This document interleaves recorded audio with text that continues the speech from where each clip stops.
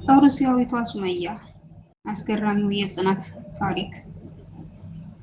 ሰላም ሰላም! ውድና የተከበራችሁ ውድ ቻናሌ ቤተሰቦች በሀገርም በውጭም ያላችሁ ሰላማችሁ ብዝት ትርፍርፍ ይበልልኝ እያልኩኝ ለቻናሉ አዲስ የሆናችሁ ላይክ፣ ሰብስክራይብ እያደረጋችሁ ቤተሰብ የሆነው እንግዲህ ዛሬም እንደተለመደው በአዲስ ቪዲዮ እች ብያለሁ። የዛሬው ታሪክ ደግሞ ሩሲያዊቷ ሱመያ ይላል። በጣም አስገራሚና ተአምር የሆነ ታሪክ ነው። እስከ መጨረሻው ከተከታተላችሁት በጣም ደስ የሚል መጨረሻ አለው። የሩሲያ ወጣት ናት። ቤተሰቦቿ ወግ አጥባቂ የኦርቶዶክስ ክርስትና ሃይማኖት ተከታዮች ናቸው። ለእምነታቸው በእጅጉ ይቆረቆራሉ። ሌላውን ሃይማኖት ደግሞ አጥብቀው ይጠላሉ። ከሀገሯ የወጣችው ከሌሎች ሴት ወጣቶች ጋር ነበር። አንድ የሩሲያ ቱጃር ነበር። አንዳንድ የኤሌክትሪክ እቃዎችን ለመግዛትና መልሰው ሩሲያ ለመሸጥ በሚል ሰበብ ወደ ባህር ሰላጤው ሀገራት ይዟቸው የመጣ።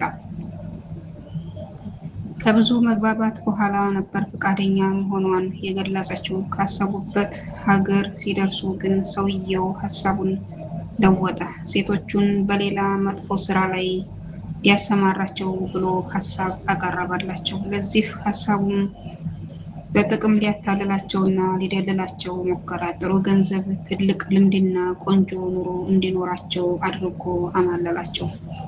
ከዚህች ወጣት በስተቀር ሁሉም ሴቶች በሀሳቡ ተስማሙ። እጅግ ጎበዝ ሃይማኖተኛ ናት። አሻፈረኝ አልሰማም አለች። ሳቀባት፣ አላገጠባት። ከዚህም አልፎ ከዚህ ሀገር ውስጥ ጠፍተሽ መቅረትሽ ነው። ቅያሬ ልብስ እንኳን የለሽም። ቤሳቤስቲን አልሰጥሽም አላት። በዚያም ጫና አደረገባት። ፈጽሞ ፍንክች አላለችም። ሰውየው ሁሉንም ሴቶች አንድ ቤት ውስጥ በማጎር ፓስፖርታቸውን ደበቀባቸው። ሌሎቹ ሴቶች ሰውየው ባቀረበላቸው ሀሳብ ጎዳና ፈሰሱ። ይህች ወጣት ግን በጨዋነቷ ጸናች። ጥብቅነቷን መረጠች። ዝሙትን ጠላች። ፓስፖርቷን እንዲመልስለት ብላ በየዕለቱ ትለምነዋለች። ወደ ሀገሯ እንዲመልሳት ትማጸነዋለች። እሱ ፈቃደኛ ሊሆን አልቻለም።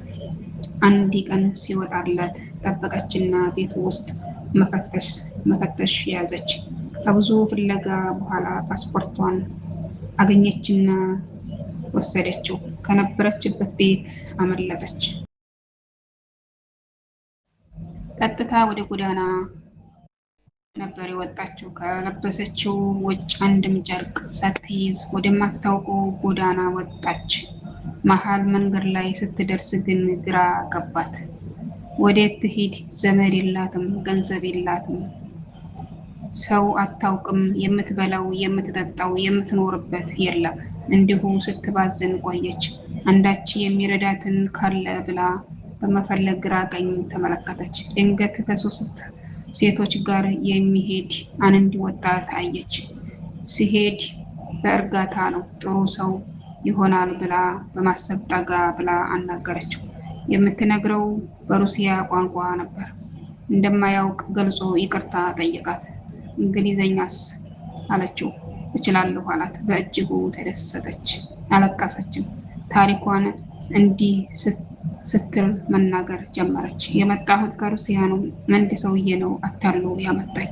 ከሩሲያ ያመጣኝ ገንዘብ፣ ቤትም የለኝም። በዚህ ሀገርም የማውቀው ሰው የለኝም። እናም በሰላም ወደ ሀገሬ መመለስ እፈልጋለሁ። ለጊዜው 2 እና 3 ቀን ብቻ እንድታስጠጉኝ ብቻ ነው የምለምናችሁ። ከዚያም ቤተሰቦችና ወንድሞችን በማግኘት ሁኔታዎችን ያመቻቹልኛል አለቻቸው። ወጣቱ ካሊድ ስለዚህች ወጣት ማሰብ ጀመረ። ውሸቷን ይሆን? እያታለለች ይሆን ወይስ መጠርጠር፣ መመራመር ያዘ። እሷ ይረዳት ዘንድ ወደ እርሱ እየተመለከተች ታለቅሳለች። እሱ ደግሞ ከጽናቱና ከሁለት እህቶቹ ጋር ጉዳይ እየተመካከረ ነው። በመጨረሻም ወደ ቤታቸው ወሰዷት። ከዚያም ደርሳ ወደ ቤተሰቦቿ ደወለች። ስልኩ አይነሳም። መስመሩ ችግር ያለበት ይመስላል። ደጋግማ ሞከረች፣ አልተሳካላትም። ያስጠጓት ሰዎች ኋላ ላይ ክርስቲያን መሆኗን ተረዱ። የቻለየትን ሁሉ ተባበሯት፣ አዘኑላት። እሷም ወደደቻቸው፣ ቀረበቻቸው። እነርሱም ራሳቸው የሚወዱትን እስልምናን እንድትቀበል ጋበዟት። ፈቃደኛ አልሆነችም። ሃይማኖቷን መቀየር አልፈለገችም። ሌላው ቀርቶ ሃይማኖት ጉዳይ ላይ እንኳን ለመነጋገር አትፈልግም። ከወግ አጥባቂ ቤተሰብ የተገኘች አጥባቂ ሃይማኖተኛ ናት። ለእስልምናና ለሙስሊሞች ጥሩ አመለካከት የላትም። ካሊድ በከተማው ውስጥ ከሚገኝ ወደ አንድ የእስልምና የዳዕዋ ማዕከል በመሄድ በሩሲያ ቋንቋ የተጻፈ አንዳንድ መጽሐፎችን አመጣላት። ጊዜ ሰጣትና በቁም ነገር እርሱን አነበበች። በመጽሐፎቹ ተማረከች። እነዛ ቤት እያለች ቀናት አለቁ። በተደጋጋሚ ሰበካ ሊያሳምኗት ሞከሩ። በመጨረሻም የአላህ ሱብሃነሁ ወተዓላ ፍቃድ ሆነና ሰለመች። እስልምናዋን ያማረ ሆነ። እሷም በበኩሏ እስልምናን ለመማር አብዝታ ጣረች። ከመልካም ሴቶች ጋርም ተወዳጀች። ቶሎ ወደ ሀገር ቤት ከተመለሰች ወደ ድሮ እምነቷ እንዳይመልሷት ሰጋችና እዚያው መቆየትን መረጠች።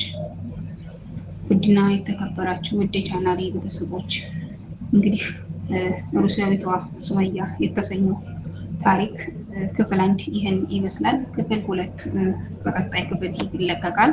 እስከዚያው ድረስ ሁላችሁም ያላችሁበት ሰላማችሁ ብዙ ተተረፈች ይባልልኝ እያልኩ ለቻናሉ አዲስ የሆናችሁ ላይክ፣ ሰብስክራይብ እያደረጋችሁ ቤተሰብ ሁኑ። እስከዚያው ድረስ መልካም ጊዜ ተሁላችሁ።